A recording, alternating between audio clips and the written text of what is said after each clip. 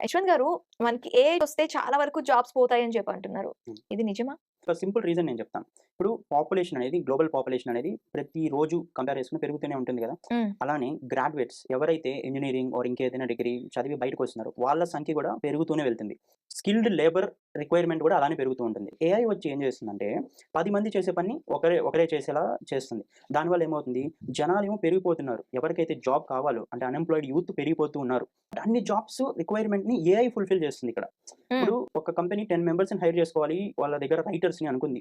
But ఈ AI లాంటి tools వచ్చాక ఏమనుకుంది 10 మంది అవసరం లేదు. ఒకరో ఇద్దరో ఉంటే సరిపోతుంది. పెట్టేదేదో ఈ ఏఐ టూల్స్ మీద ఇన్వెస్ట్ చేస్తే కొంచెం పెడితే సరిపోతుంది అనే ఒక ఒక ప్రాసెస్ అయితే వచ్చేసింది ఇప్పుడు ఆల్రెడీ. జాబ్ ఇచ్చేవాళ్ళు తగ్గిపోతూ ఉన్నారు. రిక్వైర్మెంట్ లేదా అంటే రిక్వైర్మెంట్ ఉంది. వర్క్ అయితే సేమే. ఇప్పుడు లాస్ట్ ఇయర్ ఎంత రిక్వైర్మెంట్ ఉందో దానికన్నా ఇప్పుడు ఎక్కువే ఉంటుంది వర్క్ రిక్వైర్మెంట్. బట్ ఇక్కడ మిడిల్‌లో వచ్చిందేంటంటే ఏఐ. హ్మ్. సో, ఏఐ నిజంగానే ఆల్‌మోస్ట్ చాలా వరకు ప్రతి ఫీల్డ్ మీరు ఏ ఫీల్డ్ తీసుకున్నా కూడా రీప్లేస్ చేయడం అయితే స్టార్ట్ చేసింది ఆల్రెడీ.